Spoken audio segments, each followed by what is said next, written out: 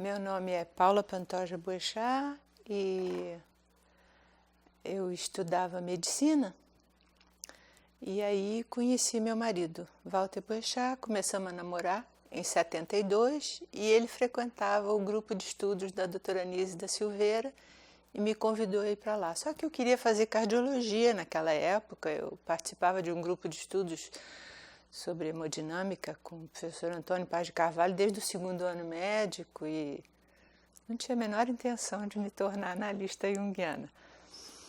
E eu frequentava o grupo da Anísia com ele e achava tudo meio esquisito naquela época, mas a voz dela, quando vinha no meio do grupo, trazia ideias interessantes, assim, eu ficava.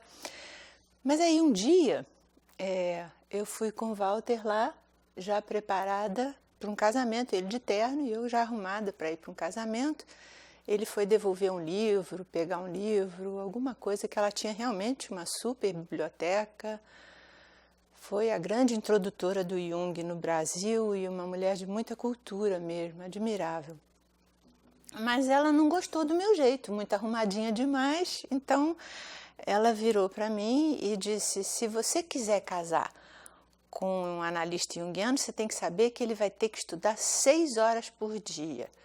Aí eu falei para ela: bom, mas se ele quiser casar com uma cardiologista, ele tem que saber que ela vai ter que estudar mais de 6 horas por dia. Aí ela foi lá dentro, pegou um chocolatinho, trouxe e ficamos em paz. Então, assim, eu acho que eu me tornei analista junguiana depois, várias contingências que depois eu vou vir a falar, mas assim, eu acho que o meu jeito vai ser o meu jeito e o jeito do Walter vai ser o jeito do Walter, né? Cada um é analista junguiano do seu próprio jeito, né? E isso a gente não muda. E não é porque eu sempre fui muito arrumadinha que eu vou deixar de estudar, vou deixar de tentar ao máximo ser competente, né? Bom, mas como é que foi essa história da fundação da JB, o começo da JB, né? Eu conheci o Walter então em 72, em 74, nas férias do 5º para o 6º ano de medicina, nos casamos, e em janeiro, né, de 74, e final de 74 o Walter foi para Zurique para fazer a formação dele e eu segui, né?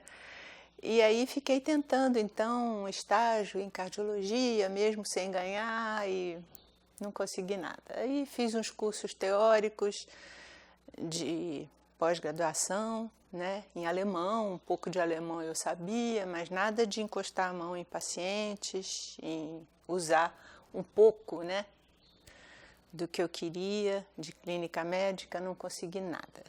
E aí, por estímulo do Walter, vai lá, vê uns cursos no Instituto como ouvinte. Aí eu comecei a frequentar os cursos do Instituto como ouvinte, comecei a fazer a minha análise com Rudolf Michel, que era o encarregado do arquivo de imagens do inconsciente do Instituto Jung.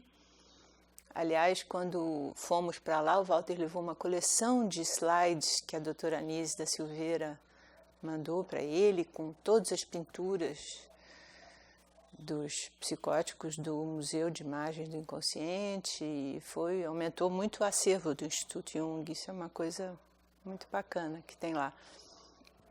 E então engravidei, né, da Marina, minha mais velha, e voltamos de Zurique porque o Walter pediu então o tal do Leave of Absence, né, a licença de ausência para fazer as supervisões aqui. Ainda na volta aqui, eu trabalhei no Instituto Estadual de Cardiologia, Aloysio de Castro. Depois de 1 ano e pouco, quase 2 anos aqui, voltei com a Marina pequenininha para lá e aí eu resolvi então, ok, agora eu vou fazer curso de caixa de areia com a Dora Kauf, agora eu vou fazer curso no Instituto, É um pouco aquela história, se você não pode derrubá-lo, junte-se a ele, né? Então, eu acabei curtindo muito as palestras, principalmente porque naquela época os palestrantes eram James Hillman, Guggenbull Craig, a Marie-Louise von Franz, Bárbara Hanna, com aquela vozinha de bruxinha, mas era espetacular as palestras. Então, era uma coisa assim que encantou e realmente seduziu, e a cardiologia foi ficando para o brejo. E eu acabei resolvendo, então, também eu acho que com o nascimento da minha mais velha, essa coisa da psicologia infantil começou a me chamar muita atenção e eu comecei a pesquisar. Então, comecei a ler muitos livros do Winnicott, não tinha muita coisa de psicologia infantil junguiana na época. Então, eu comecei a entrar mais no estudo da psicologia e me encantar com as ideias do Jung. Teve uma amiga nossa lá de Zurique que me presenteou com o livro da June Singer e que ela contava sobre a experiência dela de formação em Zurique, mas ela falava sobre os conceitos básicos e eu achei um livro assim fenomenal, principalmente por uma razão. Era interessante que no Instituto Jung, assim, a minha tipologia era muito desprezada, porque eu acho que eu sou sensação-pensamento. E lá todo mundo era intuição-sentimento. E então, se eles chegavam lá em casa e tinham um jantarzinho arrumado com luz de vela, com a toalha de mesa bonitinha, eles já olhavam atravessado assim. E eu dizia, não adianta, eu sou assim, eu vou continuar sendo assim. E a June Singer, eu sentia que ela tinha muita sensação na forma dela de escrever. E depois o outro livro que me encantou foi o Abuso do Poder, do Guggenbull, espetacular, né? A sombra do analista colocada ali. Então, a sombra, inclusive, do pessoal que buscava análise lá, né? Que era um pessoal muito intuitivo, muito sentimento, que nem sabia direito o que estava tratando, muitos deles. E eu tinha que ter um pouco essa noção, peraí, eu estou lidando com o quê? Né? Como é que a gente leva esse caso? E então, muitas das minhas críticas aos colegas do Walter que iam estudar lá em casa foram referendadas por esse livro, e muitas das críticas ao próprio ambiente de Zurique, que era muito mais favorável aos tipos de intuição, sentimento, e que rejeitavam o jeito que eles chamavam mais americano de pensamento, sensação. E eu sou pensamento, sensação, pensamento, pensamento, sensação. Eu sou mais por aí mesmo, não tem jeito, não vou mudar. E a fundação da JB foi uma coisa de início um pouco sofrida, né? Porque eu fiz a minha formação quando voltamos definitivamente de Zurique. Nasceu minha segunda filha. Em 84 é que eu fui começar a formação na Sociedade Brasileira de Psicologia Analítica, mas desde o início eu sentia que existia um certo jogo de poder e existiam discrepâncias assim quanto ao estudo do Jung. Então, o que eu queria estudar era mais o Jung, e o que se estudava tinha alguma coisa que puxava mais para a psicanálise muitas vezes, ou que puxava mais para pós-junguianos que não me agradavam tanto. Mas fiz a minha formação, foi muito difícil eu conseguir defender a minha monografia, mas afinal consegui defender, porque ficaram 2 anos sem conseguir me autorizar a defender.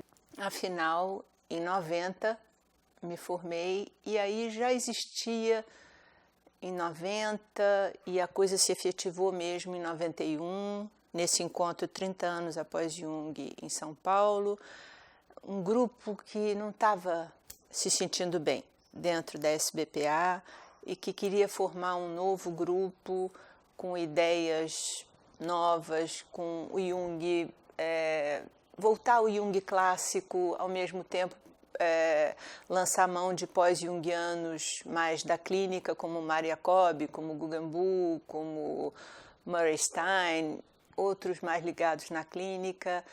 E a gente, então, nesse 30 anos após Jung, em 91, em São Paulo, a gente se encontrou.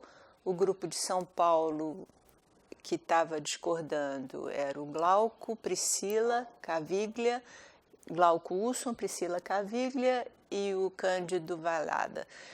E a Elizabeth Bauer-Zimmermann tinha acabado de chegar de Zurique, tinha terminado a formação dela lá em Zurique, e o Carlos Alberto Salles também tinha terminado a formação dele em Zurique recentemente, e tinha um grupo de estudos em São Paulo, em Minas Gerais, desculpa, em Belo Horizonte, e então a gente se reuniu e aí a gente resolveu sair da SBPA e fundar a Associação Junguiana do Brasil, né, com o Instituto de início em São Paulo, Rio e Belo Horizonte, Minas Gerais, né? E aí teve aquela aventura toda de...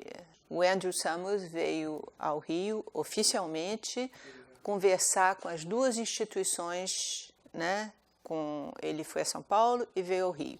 Conversar com as duas instituições, esteve aqui em casa, conversou com o Walter, e eu estava saindo para dar um seminário no Instituto, só o cumprimentei, mas ele veio oficialmente e numa postura um pouco ainda rígida, de que história é essa de grupo dissidente, ainda um pouco reativos, em nome da IAAP, né?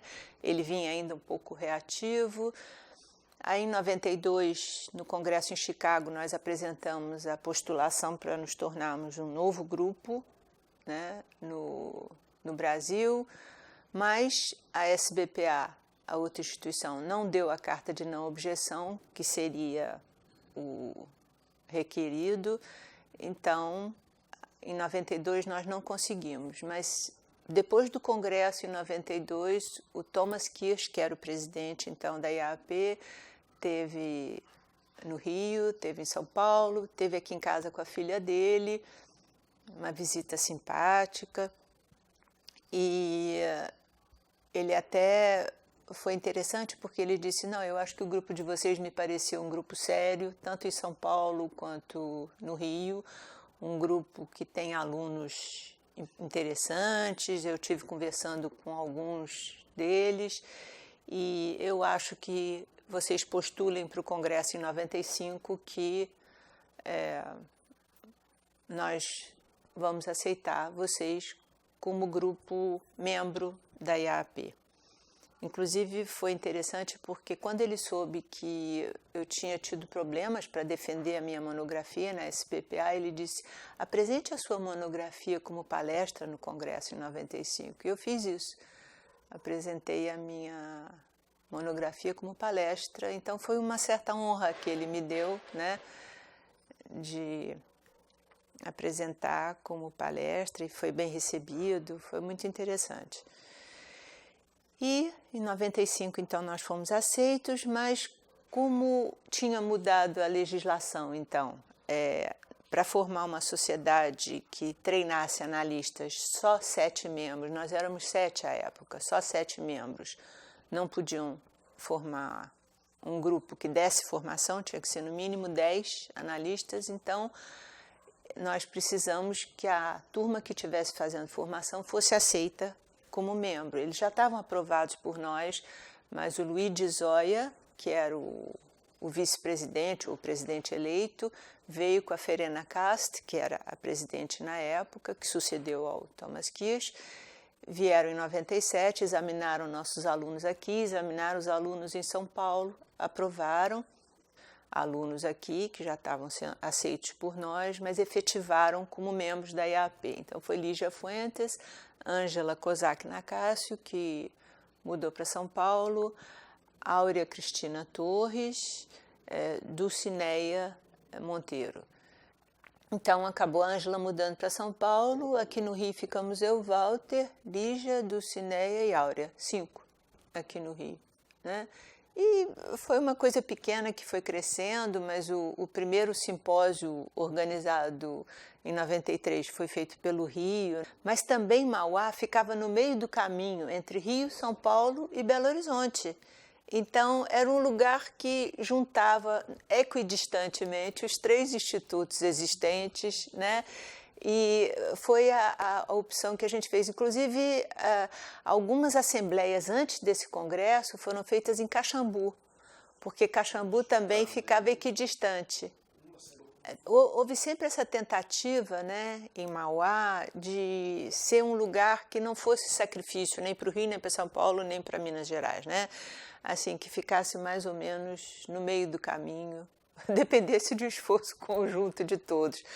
Mas, ao longo do crescimento da JB, acabou ficando, então, definido que cada ano um instituto local ia fazer, no início era o simpósio, depois mudamos o nome para congresso, e aí cada instituto ia fazer na sua cidade ou próximo da sua cidade, né?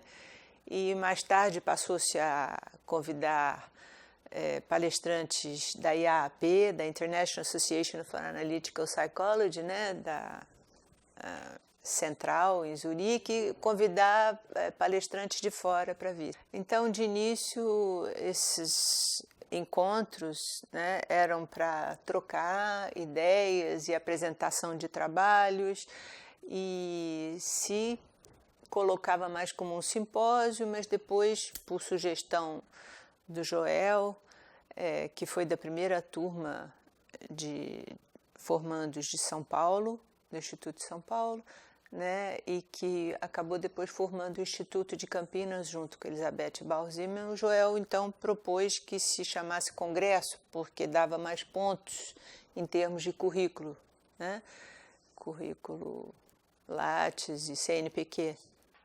Importante participar de diretorias da AJB e depois ter chegado a ser presidente da AJB em termos de organização mesmo, porque é uma coisa difícil para analista, já que a minha função boa é a sensação, né? Então, vamos lá organizar as coisas, os papéis, né? E uma coisa interessante também que eu acho que eu consegui foi uma redução, em 2003, uma redução da anuidade que cada membro tem que pagar à IAAP, porque de início era uma mão de obra. Quando a gente tinha que mandar dinheiro para a Suíça, tinha que ir no Banco do Brasil e aí preencher 1000 papéis, e aí a coisa ia ser analisada, voltava autorizando ou não. Era uma encrenca para mandar dinheiro para a Suíça, porque é como se nós fôssemos, ainda na época da ditadura, mandar dinheiro, sei lá, para uma conta secreta na Suíça. Era uma coisa encarada muito suspeitamente. E, graças a Deus, depois veio o cartão de crédito internacional, e aí a instituição, a partir da minha presidência, né, se organizou, e a instituição tem um cartão de crédito internacional e pode fazer o envio através de um cartão Visa da Associação Junguiana do Brasil, mas demorou para se chegar a esse ponto, e para ter essa coisa do estatuto bem organizado, o regimento interno bem organizado, né? E uma coisa que talvez assim eu sinta que eu tentei contribuir foi para uma aproximação com a CLAPA, porque nós conseguimos, como o Walter falou antes, nós conseguimos, a partir do Congresso de 2007, ele foi eleito para o Comitê Executivo da IAAP. E depois nós conseguimos uma proximidade maior, então.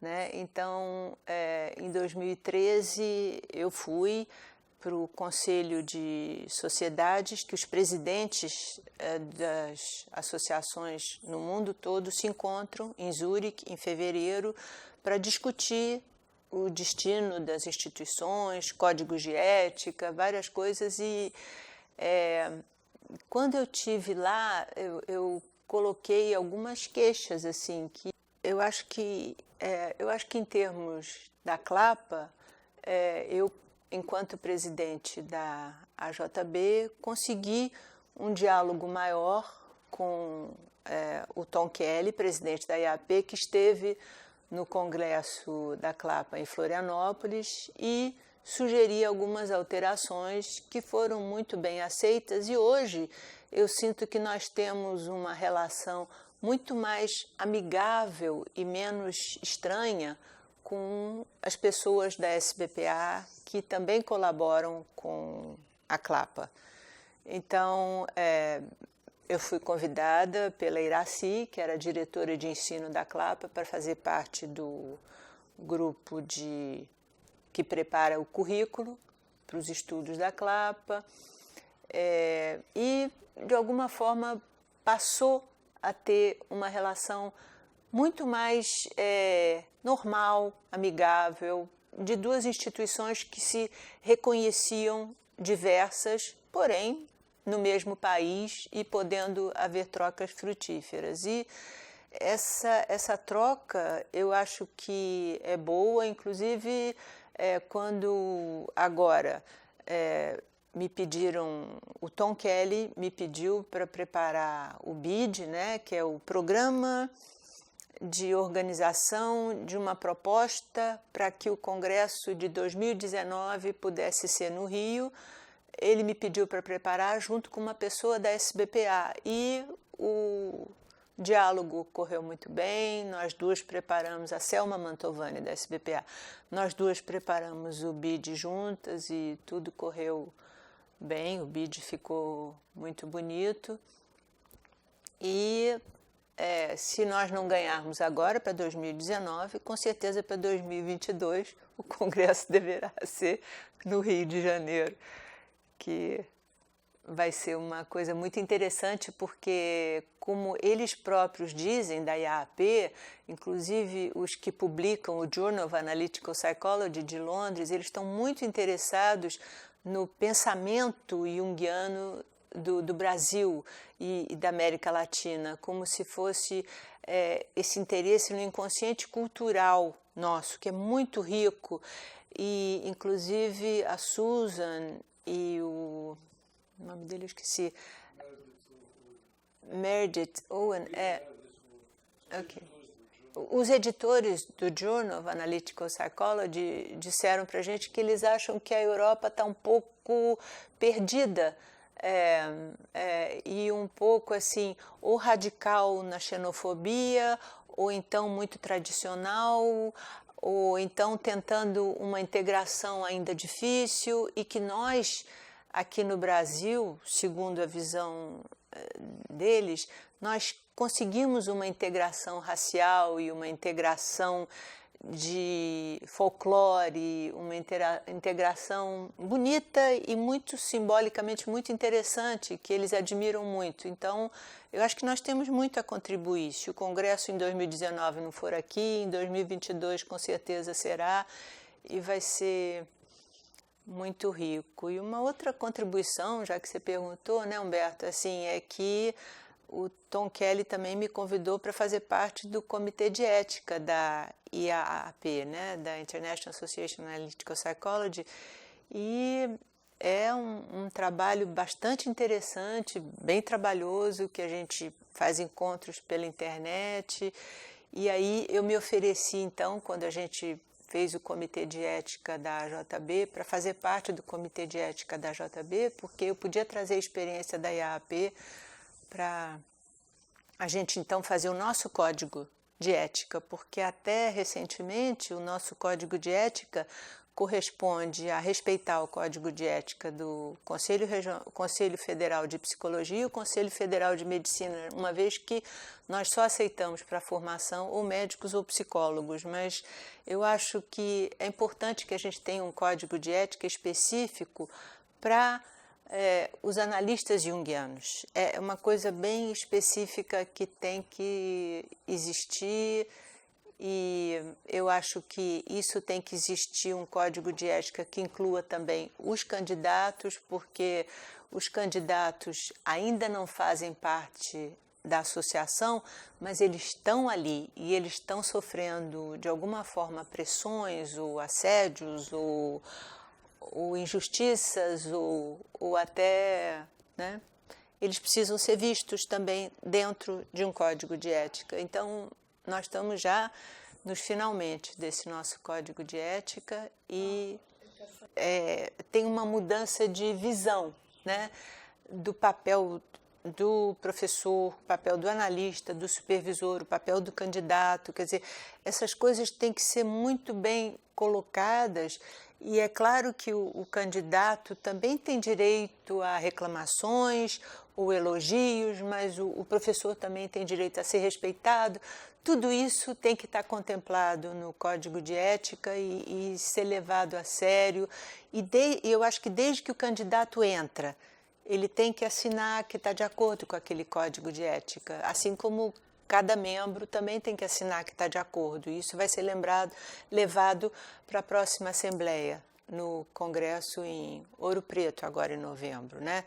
Para ser votado. E eu espero que seja aceito, porque foi muito bem trabalhado. As pessoas que são escolhidas, primeiro foi indicado o Rubens, né? Para coordenar o grupo. O Rubens é de São Paulo, e então cada instituto indicou uma pessoa para fazer parte do comitê de ética. Então, ao todo, né, nós somos 9 pessoas, né?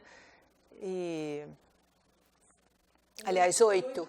8 porque o Rubens já é de São Paulo. E você é do Rio, né? Eu sou do Rio, isso. Eu até sugeri que eu fosse indicada porque eu podia trazer a experiência. Inclusive, eu trouxe assim, alguns códigos que eu ajudei a corrigir e tudo, para que o nosso fosse bem embasado, né, na experiência. A gente faz reunião pela internet, por Webex, né? E são bem interessantes as reuniões, os debates e troca de e-mails, né? É interessante porque, assim, por Webex funciona, mas, assim, com o Comitê de Ética da IAAP, a gente só troca e-mails. A gente nunca fez reunião por Skype ou por Webex, mas, assim, eu não sei se no Brasil a gente precisa ver o rosto do outro para conseguir falar as coisas, mas, assim, então a atual presidente do Comitê de Ética da IAAP é a Anne Casement, uma inglesa.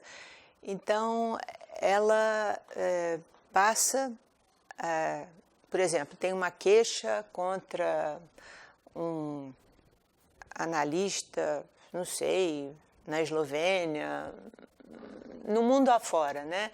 Então, aquele analista teria feito um assédio sexual ou um assédio moral com o candidato, e aí, então, ela dá a opinião dela. Não, ela pede a opinião de todos. Aí todos mandam e-mails com as opiniões, o que acharam do relato do caso, se foi realmente um abuso, se merece suspensão, o que é sugerido, tarará. E aí, no final, ela junta todas as opiniões e aí ela faz, então, a resposta do Comitê de Ética em bloco, né? Então, ninguém decide, por mais que ela seja a presidente, ela não decide nada sem passar por todos, a avaliação de todos os membros. É bem interessante, é bem democrática a forma, né? Eu acho que eu aprendi bastante lidando com esse pessoal da IAAP, porque eles têm uma forma, inclusive assim, nas reuniões, tem uma forma de organizar a reunião e a pauta da reunião e o horário que começa e o horário que termina, que ninguém fala ao mesmo tempo que o outro e as reuniões rendem, como a gente precisa aprender a fazer aqui no Brasil, porque é uma coisa assim que funciona.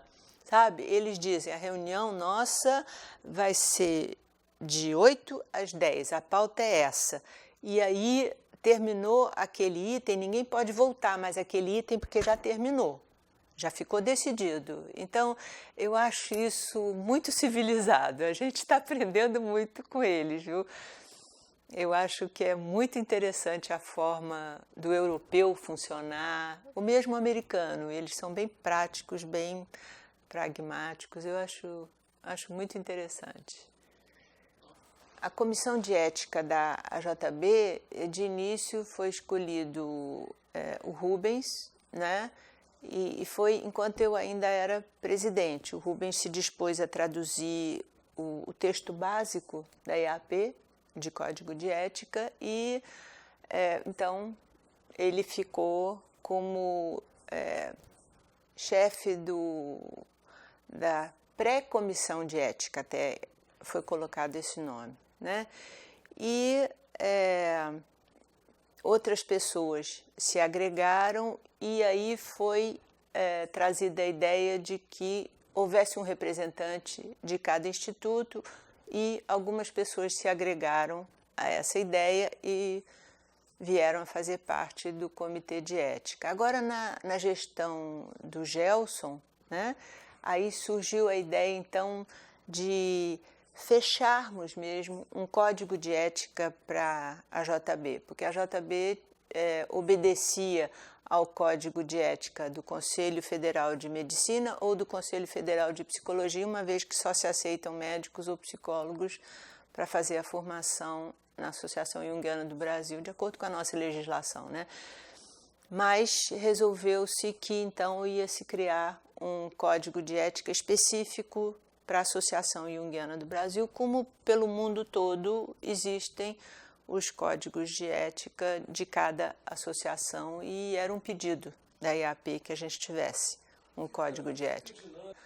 Eu acho que está sendo um trabalho bastante importante, tá dando bastante trabalho, mas eu acho que agora o código de ética está basicamente corrigido, feito, quer dizer, para mim e para o Rubens parece que terminou. Nós estamos dependendo da opinião dos outros membros do Comitê de Ética para uma alteração aqui ou ali, né? Um primeiro rascunho foi mandado para todos os institutos, né? E aí tivemos algum retorno. Alguns institutos não deram retorno, outros deram mais retorno, e então nós adequamos o código com algumas sugestões. Algumas coisas a gente sabe que não dá para seguir as sugestões porque são exigências da IAP, tem que ser de uma forma específica, né? E eu acho que essa parte do Código de Ética a gente vai conseguir, então, apresentar em novembro e, se Deus quiser, vai ser aprovada na Assembleia em Ouro Preto, né? E uma coisa muito boa também dessa nova diretoria, né?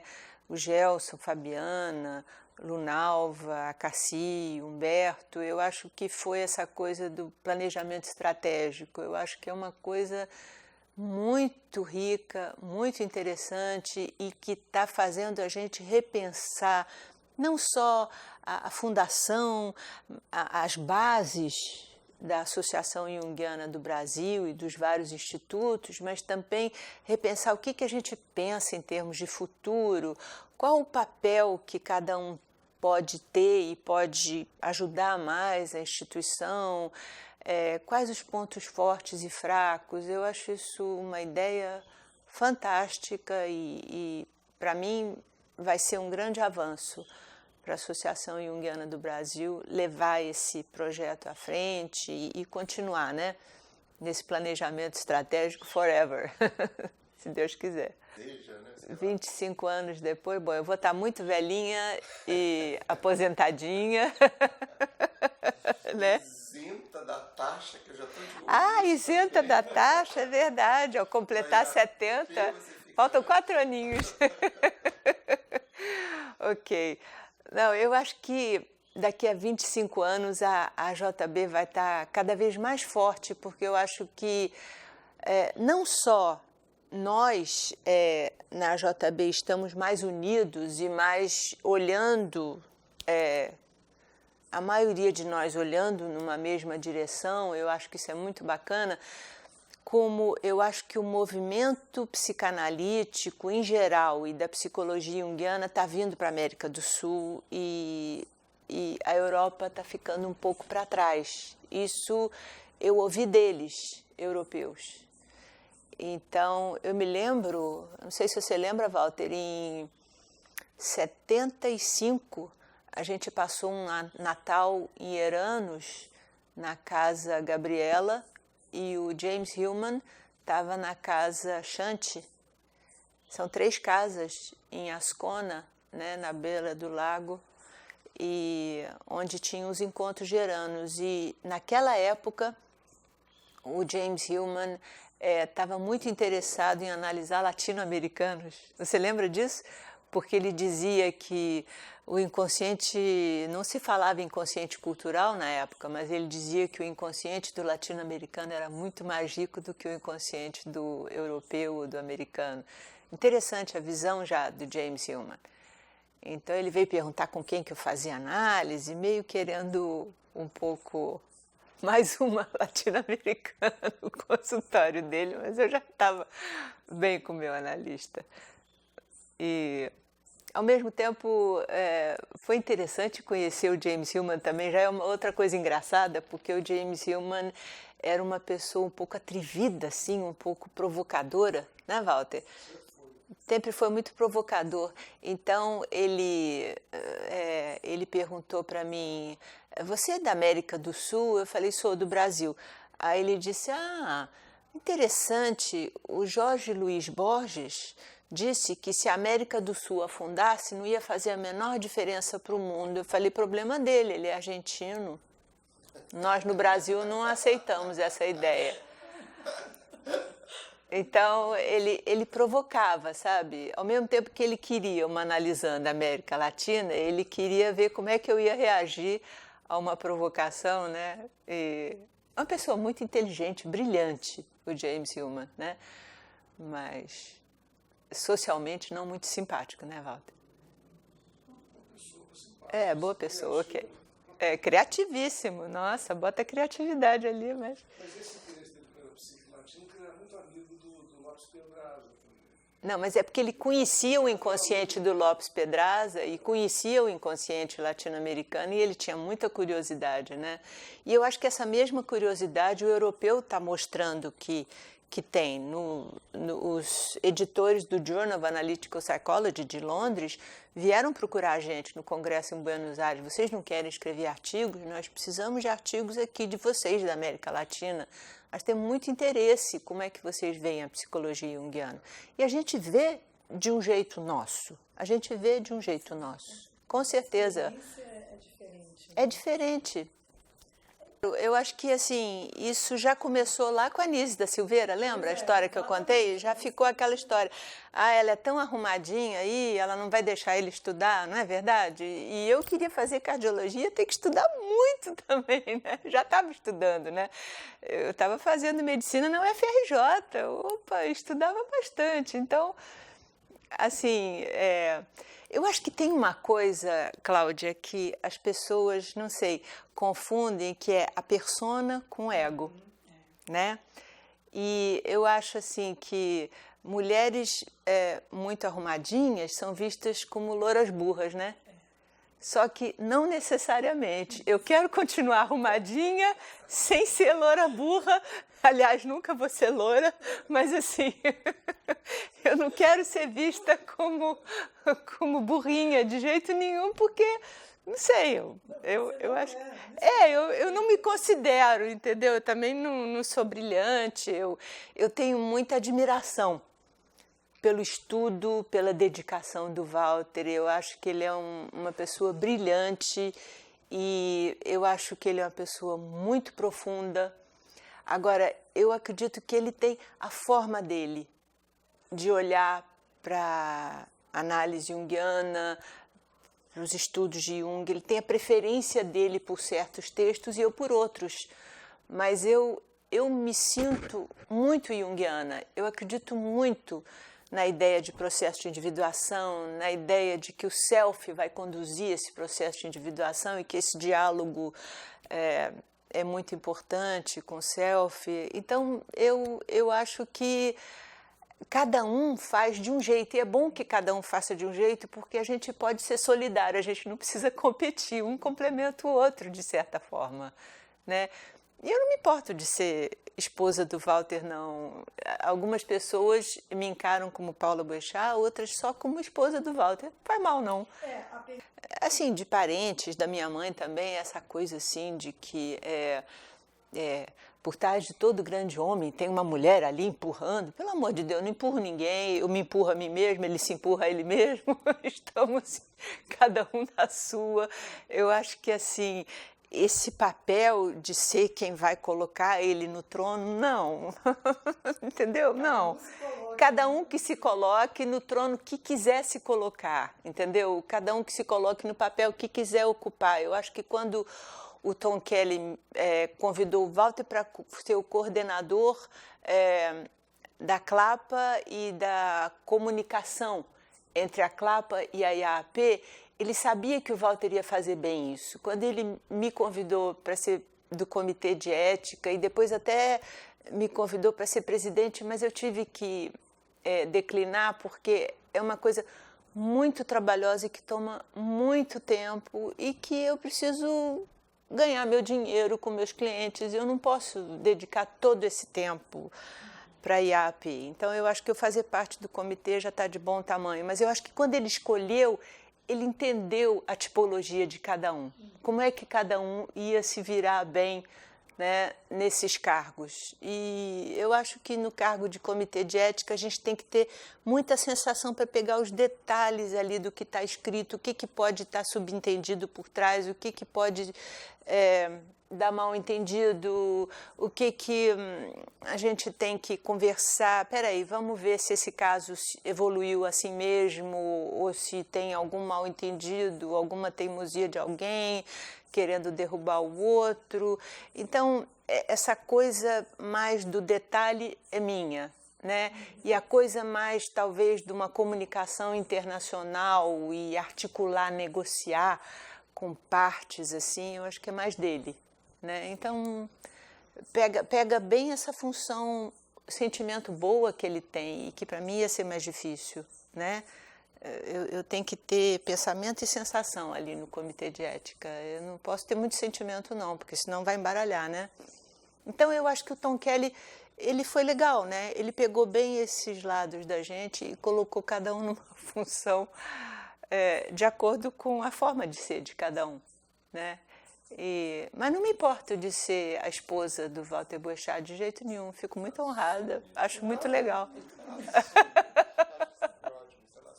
Adoro ser analista também, isso eu gosto muito. E isso eu descobri, foi uma grande descoberta, sair da cardiologia e poder ser analista, mas poder ser analista junguiana do meu jeito, com a minha sensação, o meu pensamento e também o sentimento que eu acho que foi desenvolvendo, não? Mas se você pensar, eu peguei o coração simbólico, mas assim, a bomba que faz o corpo funcionar é o coração, mas eu acho que a bomba maior que faz o corpo funcionar é a psique, né? Não é a cabeça, é a psique. Então, eu peguei lá aquilo que realmente bombeia a vida da gente, que é a psique, né? Então, as lições de hemodinâmica Uma boa sensação, valeram. né? É ótima, Uma coisa interessante é notar assim, o quanto mudou a visão que o europeu tinha do Brasil, né?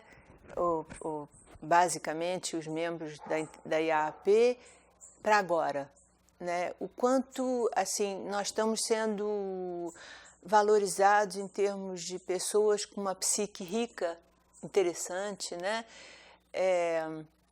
Eu me lembro quando a gente voltou de Zurique a primeira vez, porque o Walter teve a licença de se ausentar e fazer as supervisões e atendimentos aqui no Rio, para depois irmos para lá.